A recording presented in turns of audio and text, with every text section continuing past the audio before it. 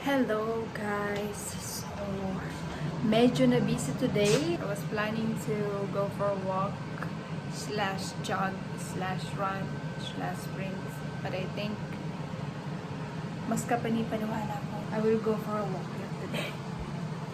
Anyways, I'm cooking a very simple dish kasi today medyo busy tayo. May nasikasa tayo. The whole day sa computer. So, nagluto ako ng bok choy na sinabawan na may kamatis. I'll show you. Ayan. Super simple lang siya, but it's so yummy. Yan ang dinner namin.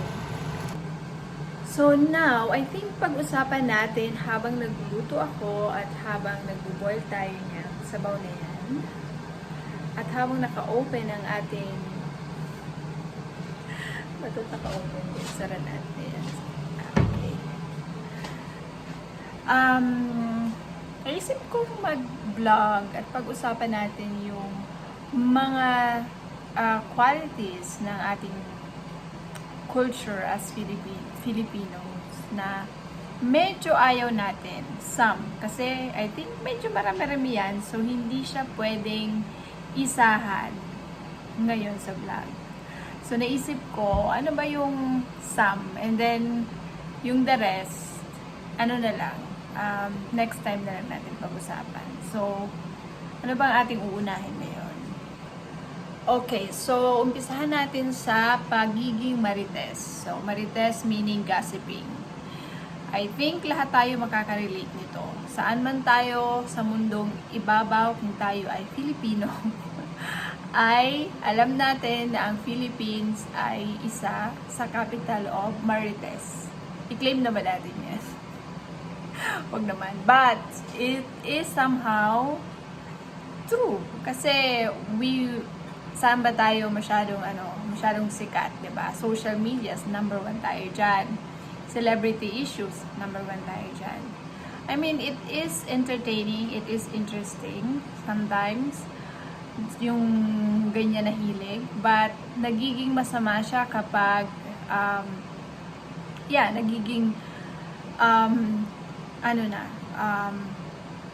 rapid na talaga yung pagiging chismosa at chismosa ng isa't isa.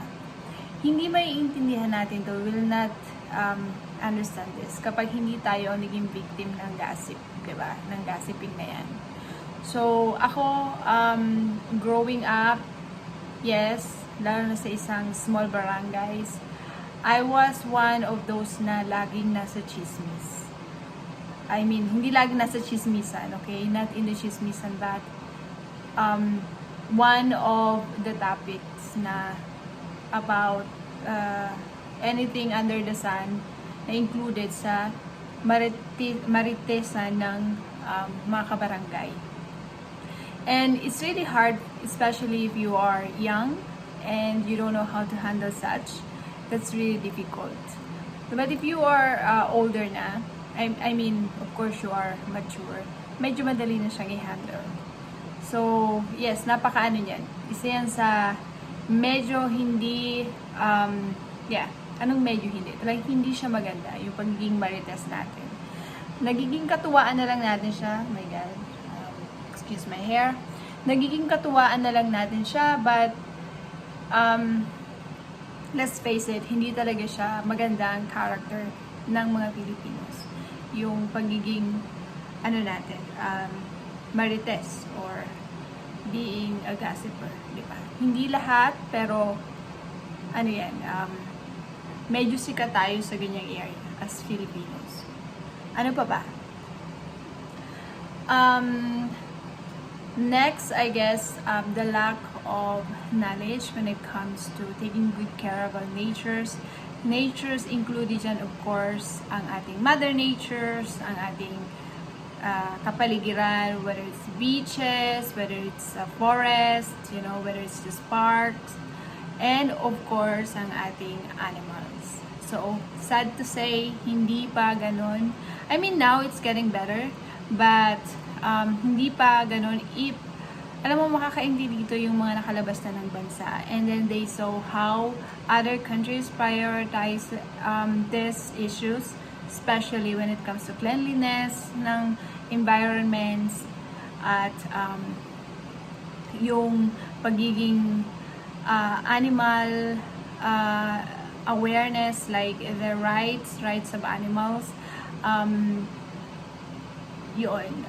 Medyo doon tayo huli, I guess. Isa tayo sa mga huli when it comes to that. Nandun pa rin yung pagiging, I will use the word, mamagalit man hindi, pagiging ignorant natin when it comes to that. I don't know why, because naalala ko naman, tinuturo naman siya sa school, hindi nga lang siya ganon siguro ka-focus. Kasi like here in Europe, they really give priority when it comes to such education, like the rights and of animals, the environmental issues, whatever. Binibigyan nila talaga yan ng pansin. So, hindi lang siya basta on the side.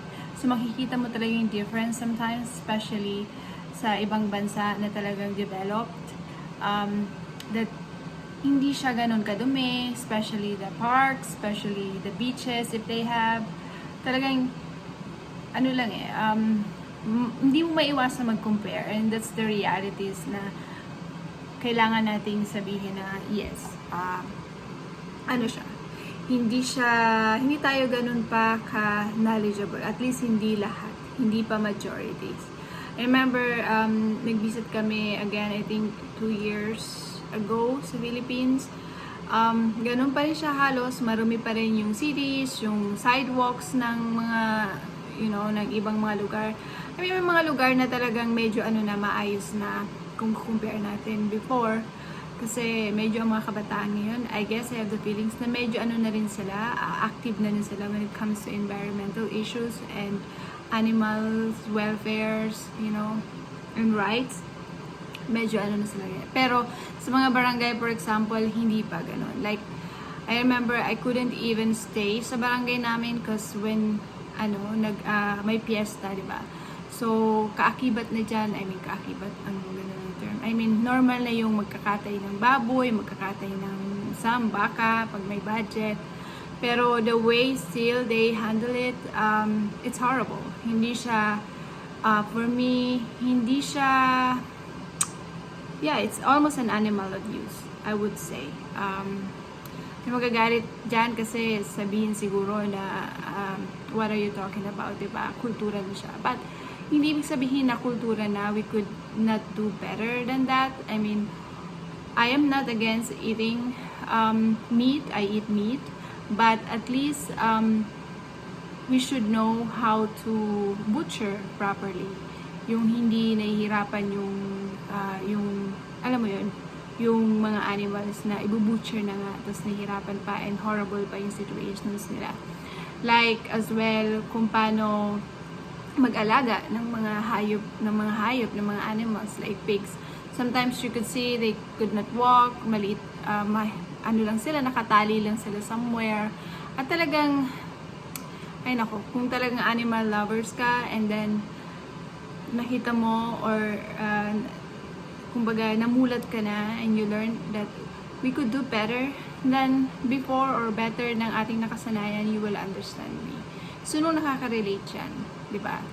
Ganun talaga eh. So, pero, minsan, hindi ganun kadali. Kasi kahit minsan, you insist, or you teach them how to do it the better way, the right way. Minsan kasi kapag naging norm na siya, mahirap siyang ituro. So, mahirap i-adapt yung change. But I think, with technologies and, of course, different kinds of medias, medyo nandun na yung awareness din. Pero sana much maging better pa. Kaya minsan gusto ko na maging vegetarian eh. So, yun.